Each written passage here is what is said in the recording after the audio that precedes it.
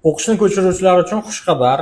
Endilikda siz ham milliy sertifikatingizni o'qishni ko'chirish imtihonlarida ishlatishingiz mumkin bo'ladi. Bugungi bo'lib o'tgan yig'ilishda hukumat 299-sonli qaroriga muvofiq xorijiy yoki nodavlat ta'lim tashkilotlaridan davlat ta'lim tashkilotlariga o'tuvchi talabalar uchun milliy sertifikatlar, chet tili yoki umum ta'lim fanlaridan mavjud bo'lgan milliy sertifikatlar yoki xalqaro tartibdagi sertifikatlar endi imtihonlarda maksimal ball yoki foizga qarab turib ball beradigan ball berish yo'lga qo'yilishi mumkin.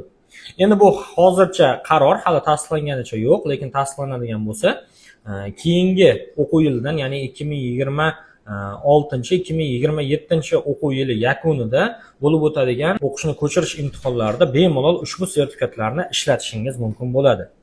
Bu xabarni o'qishni ko'chirmoqchi bo'lgan yaqin tanishlaringizga yuborib qo'ying.